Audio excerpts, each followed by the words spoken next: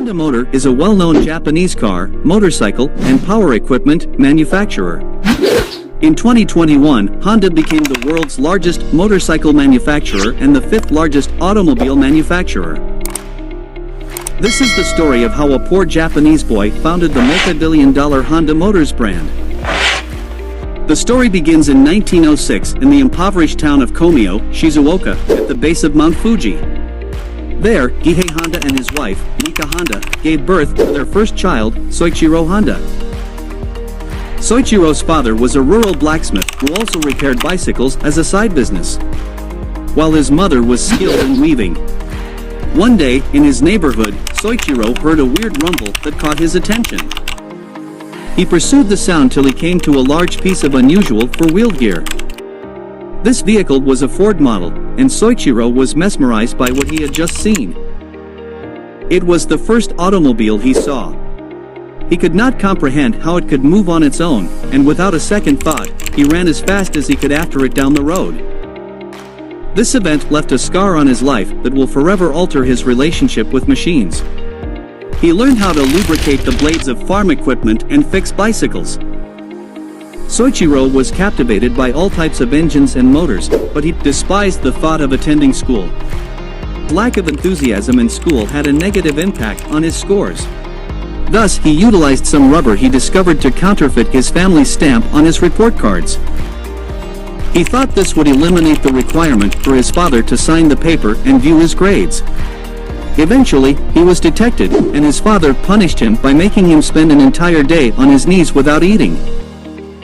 In 1922, Soichiro discovered an advertisement for Art Shokai, a Tokyo-based automotive service company, in a magazine. He knew the company was one of the city's most famous automobile services. They might require new employees. Therefore, he wrote Art Shokai a letter requesting employment and received a favorable response. Soichiro quit school at age 15, left his home, and traveled to Tokyo to pursue his aspirations. When Soichiro arrived in Tokyo, he was astounded by the speed and diversity of city life compared to his little town. The shop's owner, Yuzo Sakakibara, had work waiting for Soichiro when he arrived.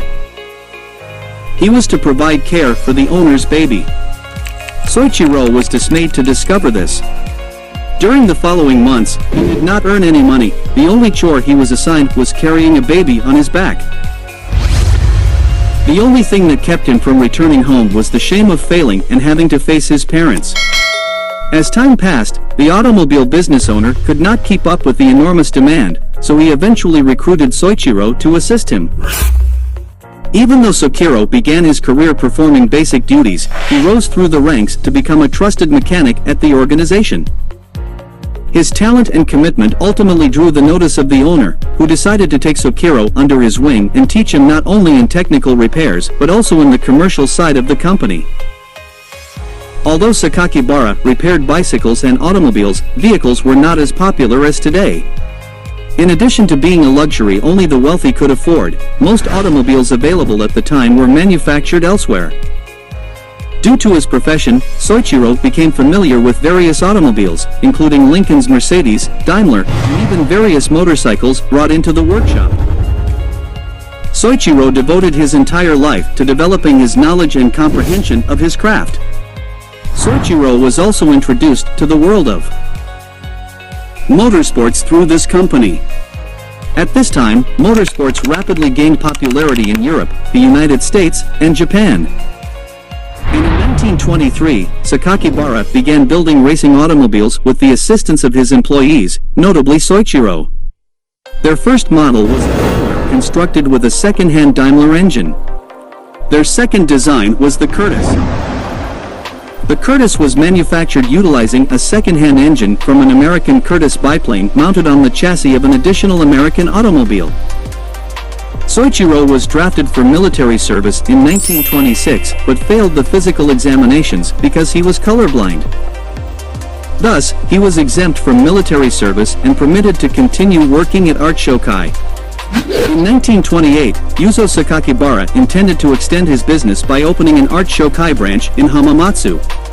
He regarded his young trainee to be the best candidate for leadership. and at the age of 21, Soichiro was appointed to head the new branch. However, Soichiro's repair shop failed during its first year. Mostly because customers were hesitant to commit their vehicles to someone so young and inexperienced. Soichiro was forced to survive on the scraps that other repair companies discarded. Still, the young man utilized all of his gained knowledge and abilities. Over time, he was able to successfully expand his firm. In the 1930s, his new shop had expanded from a one-man enterprise to 30 employees. During the subsequent years, the branch grew astoundingly, and Soichiro was forced to recruit his wife to assist in managing the business. Even though Soichiro was renowned as a talented mechanic, he was also a phenomenal race car driver, which helped him stand out among his contemporaries. Soichiro built the Hamamatsu race car in his shop. He established a new speed record by reaching 120 kilometers per hour, a record that stood in Japan for 20 years. However, racing was significantly more dangerous back then than it is now. And in June of 1936, while competing in the Hamamatsu race in the Tokyo suburbs, Honda was nearly killed in a terrible accident. The left arm of Soichiro was shattered. His shoulder was dislocated, and he sustained facial injuries. Even though Soichiro spent a few months in the hospital recovering from his injuries, he returned to the racetrack barely 4 months later. However, his family disapproved of his comeback to racing. After numerous conflicts with his wife and father, Soichiro never competed again. In 1936, Honda grew weary of his repair work and intended to transition into the production of automobile components. He recommended transforming the Art Shokai Hamamatsu branch into a separate firm for this goal. But the company's stockholders disagreed. With him, the investors recognized that the repair shop's current orders and workload were generating sufficient profits, so they decided against taking a risk on a new endeavor. They believed it was superfluous. Soichiro established his piston ring manufacturing company and formed the Tokai Seiki Heavy Industry, and appointed Shichiro Kato, one of his closest pals, as the president of his company. Soichiro and Kato worked relentlessly on their new endeavor and founded the Art Piston Ring Research Center together. Mainly, Soichiro was still employed in his Hamamatsu branch, spending his days in the repair workshop and his nights developing pistons. They struggled for a very long period to achieve success. And during the next few years, Soichiro worked so hard that he lost a significant amount of weight, making his face appear gaunt. Due to the mental and physical strain he was experiencing, he appeared to be an entirely different person. After several failures, Soichiro joined as a part-time student at the Hamamatsu Industrial Institute to expand his understanding of metallurgy. Soichiro did not successfully develop a functional working piston until 1939. He quit his employment at Art Shokai with the assurance of his design. He turned over the branch to some of his trainees and began working full-time for his new company. Daily production of pistons was initiated by Honda. However, his works were still defective and lacked the necessary quality. Soichiro was called by Toyota to produce pistons for the firm. Still, only 3 of the 50 he presented met Toyota's specifications. Soichiro had a significant setback, yet he did not give up. He spent the following several years traveling throughout Japan to visit steelmaking enterprises and universities to increase his piston ring fabrication expertise. Soichiro tried again after developing confidence in his expertise and experience. The outcome was astounding. Not only did his new pistons pass quality checks, but he also began receiving orders from around the nation. The business hired approximately 2,000 additional employees to keep up with the demand. Until Japan entered the Pacific War in 1941, when Soichiro's company was placed under the direct direction and supervision of the Armaments Ministry, things were looking up for Soichiro and his company. The following year, Toyota acquired 45% of the company's stock, and Soichiro was demoted from president to senior managing director. As male employees were drafted into military service and began to resign, the situation deteriorated, and his company struggled. Soichiro tried everything possible to keep his business solvent, but he was unprepared for what would come. Throughout 1944, air raid sirens intensified in Japan, and it became clear that the country was doomed to defeat. Hamamatsu was in grave danger, and Soichiro's plant was destroyed by a direct bomb explosion. When Japan eventually capitulated, Soichiro had nearly lost everything. After the war, in 1946, Soichiro found a generator engine belonging to the Japanese Imperial Army to power a wireless radio war. He was captivated by the engine, and after working out how it worked, he had a brilliant idea. What would happen if this engine was linked to a bicycle? This was by no means a novel invention. In Europe, it was usual to attach a motor to a bicycle, and a few had even found their way to Japan. Still, Soichiro recognized the country was in dire need of inexpensive transportation. This was when the first Honda was created.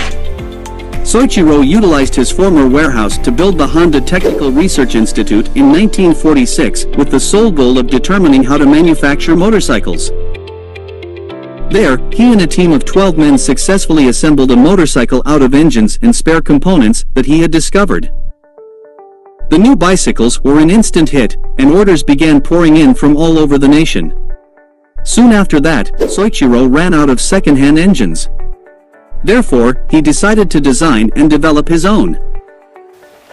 In 1947, he completed the Type A engine, and the Honda brand appeared on a machine for the first time. Soichiro created the Honda Motor Company in 1948 with the intention of manufacturing motorcycles to assist Japanese workers in commuting. With 34 employees and 1 million yen capital. The main issue was that Soichiro required additional funds to grow his production. Therefore, he issued an open letter to all 18,000 bicycle store owners in Japan, informing them that he had a plan to get Japan rolling again. 3,000 of the 18,000 retailers he wrote to responded positively, providing him with the funds he needed to begin his first shipments. 1 year later, the business manufactured its first full motorcycle. Even though the Honda D-Type was a significant achievement, it was too large and heavy. As a result, few individuals purchased the motorcycle. Soichiro was unsatisfied with this, so he disassembled the motorcycle and labored for several hours to create a smaller, lighter replacement. After 3 years of trial and error, he successfully constructed a second motorcycle, which he christened the Super Cub. The success of the Super Cub was so great that it was awarded the Emperor's Prize. Honda also collaborated with the investor Takeo Fujisawa, who provided the necessary funds and financial and marketing techniques. This relationship was the basis upon which the Honda Motor Company was established. Due to the company's marketing and engineering expertise, the Super Cub quickly outsold Triumph and Harley-Davidson in their native countries. Eventually, Soichiro moved his motorbike brand into the racing arena. At the time, it was more than a sport, it was the largest platform for these automobile and motorcycle manufacturers to display their products to the rest of the globe. As a result, he traversed the globe to see the races and examine the motorcycles of his opponents. Throughout his time on the track, whenever one of his competitors established a benchmark, Honda would take this information home and seek to surpass it. This mindset propelled Honda motorcycles from a terrible and dismal result at their first international race in 1954 to the manufacturer's team prize at the Isle of Man's largest motorcycle event in 1959. 2 years later, Honda would win the Isle of Man again, and his prowess on the circuit would place the Honda brand on the map. By the 1960s, Honda had become the world's largest motorbike manufacturer. By 1968, Honda had produced 10 million motorcycles from the launching of the Honda Dream in 1949. However, becoming the largest motorbike manufacturer was insufficient for Soichiro. Since he was 8 years old, he had also pursued the dream of entering the automobile manufacturing industry. When Soichiro declared he would enter the vehicle business, some people cautioned that it would be too risky for the company, and that he would have been better off making only motorcycles. During this period, Japan had Nissan, Toyota, and a few other businesses competing in the automobile industry. And Japanese officials attempted to persuade Soichiro that the country did not need another automobile factory, but Soichiro ignored their arguments. The T360 tiny truck introduced Honda's first vehicle in 1963. A little yet dependable pickup truck, the mini truck never achieved significant traction. And it was quickly followed by the S500, the company's first sports vehicle. This S500 was a two-door roadster with a 4-speed transmission of 80 miles per hour. It was a smaller vehicle, but it was smooth and comfortable to drive. Unfortunately, only about 1,300 of this model were produced. That makes it one of the rarest Honda vehicles ever produced. But just as Soichiro did with his motorcycles, Honda entered the racing world with its automobiles. Formula One debuted the Honda RA271 at the 1964 Belgian Grand Prix. Only 1 year was required for Honda to win the 1965 Mexican Grand Prix in top place. Despite early success on the racetrack with their new replacement, the RA272, Honda could not surpass its competitors in the automobile sector. So they took a vacation from racing and focused on creating one of the most successful automobiles on the market, the Honda Civic. In the years following its introduction in 1972, Honda's new model became one of the most popular automobiles in the world. The oil crisis of the 1970s contributed to the company's prosperity, particularly in the European and American markets. During this time, fuel shortages developed around the globe, and society devised to combat this. A brand new method for fuel management is known as CVCC, or Compound Vortex Controlled Combustion. This allowed individuals to drive longer distances without consuming excessive amounts of petrol. Catalytic converters were added to Honda Civic vehicles to combat exhaust gas pollution, something that other major automakers at the time did not consider as much. And just like that, Honda's popularity in the vehicle market grew fast. Even though Americans may have purchased the Civic out of necessity, the Honda Accord was the game changer. Introduced initially as a tiny hatchback, the Honda Accord was expanded to include sedans. This new model featured the same fuel efficiency as the Civic but with a more moderate size. The Honda Accord would become one of the best-selling sedans in automotive history due to its larger interior room and comfort. In the 1980s, Honda Motor Company was Japan's third-largest automobile manufacturer. And by the end of the decade, it was the world's fifth-largest automobile manufacturer. Soichiro Honda left the company in 1973 and passed away on August 5, 1991. Looking back on my previous work, I see nothing but errors, omissions, and careless mistakes. But I am happy with my accomplishments even though I made error after error. My errors and failures never occurred for the same reasons. Honda has diversified into many areas, including jet engines, boat engines, power equipment, and robots. We appreciate your watching. Please subscribe to the channel and like the video.